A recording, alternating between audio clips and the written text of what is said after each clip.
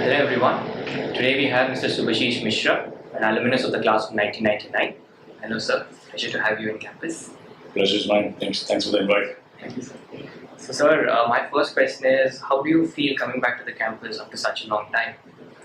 Yeah, as most people will tell you, it's an emotional experience. Every time you drive into the campus, drive past all the streets, it obviously brings you back to the old times. This campus was special in many ways. Me and my wife met here. So apart from getting a degree, I also met my wife here. So it has an incredible amount of memories and meaning for me. So it's always special to come back to the campus.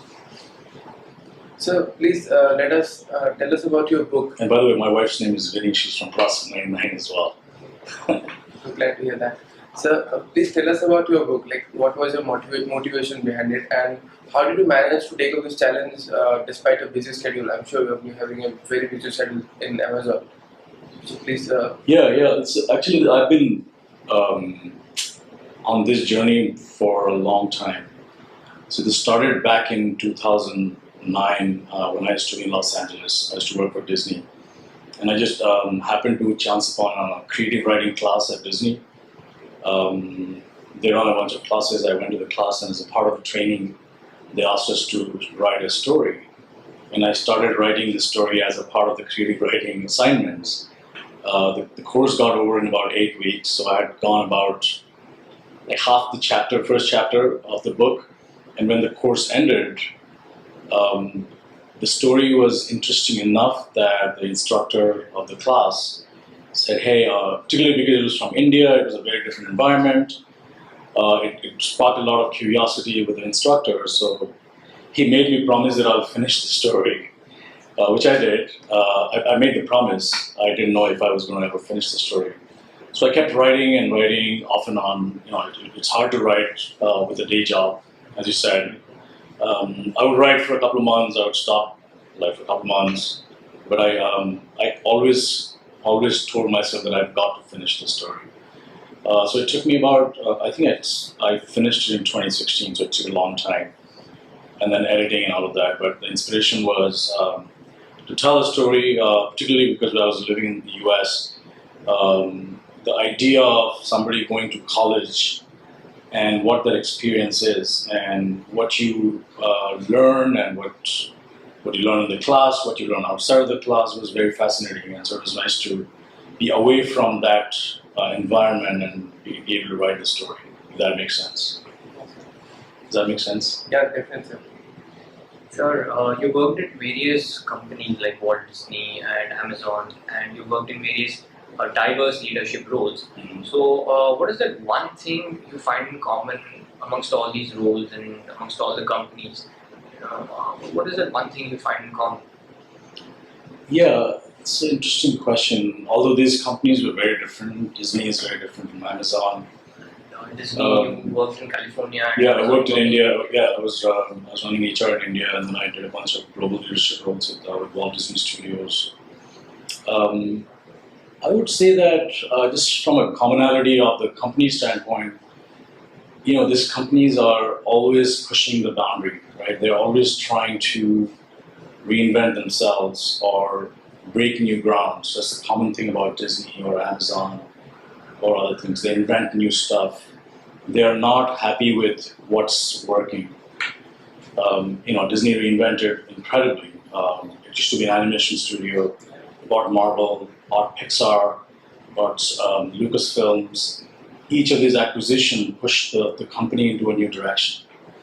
And that's the sort of fabric, and that's the DNA of the company at Disney. Amazon is the same thing. It started with retail, and then once retail was super successful, who knew that there would be an entertainment business in Amazon? Who knew that there would be like a AWS kind of business? And so I think the culture is a very common thing in these companies, which is to push the boundary, to invent, and to not be happy with the status quo, right? And that's what I found common in these experiences. From my own experience standpoint, I guess with that comes the opportunity to learn. So I had tremendous learning experience in both these organizations, and including other organizations as well. And the more I was open to learning, the more I got responsibilities. Because people see that curiosity in you, people see you wanting to take ownership and you wanting to make that work your own. And then it ceases to become an employer-employee relationship, right? It almost feels like you're running that business.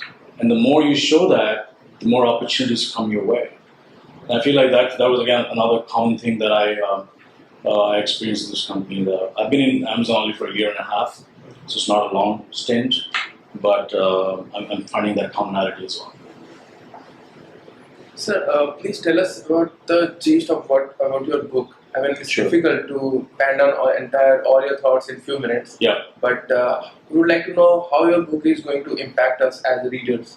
The characters, the storyline, and if you could give it just Sure. so that the readers and our audiences, the Yeah. alumni or everybody for that matter, Yeah. can know about the book and what they can expect. Yeah. Yeah, it's a hard question. I'll try to answer and keep it short. I guess the inspiration for my story was, as I said earlier, was to tell a story from a very deeply personal experience. I think there are plenty of books on. The book is based on a campus, right? An undergrad campus story, and there are plenty of books out there. I think what my story might be, where my story might be different, is just the personal experience that I'm bringing. So you enter, and I'm pretty sure most of you have gone to a campus. So you go there having come out of like a deeply academic experience, you want to go into a great education. And what you don't realize is all the forces that are acting upon you outside the classroom. Like whether it's hazing or ragging or just the male culture that's there, where you have to have almost like a extra human experience of being beaten up and all of that. Like you don't prepare for that. And when these forces hit you, to me it was, again, the book is fiction, but it's obviously drawn from my own experience.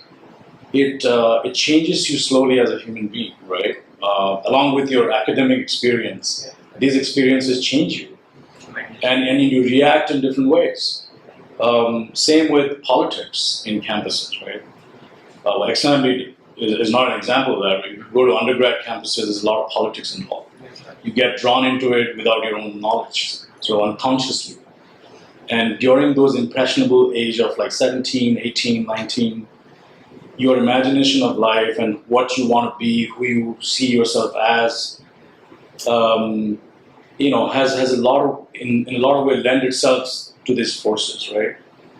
And it changes you again as a human being. Some people react to it in a positive way, and some students get derailed. Some students just totally get off the rails and lose direction, right? So my book is a story of how this protagonist gets inflicted by these forces and sort of gets derailed. But at the same time, does not lose the core of where he's from.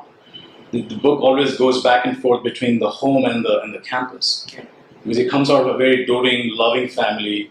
He thinks about his mom and sisters and the emotions that he has for the family. So he's always pulled by these two forces.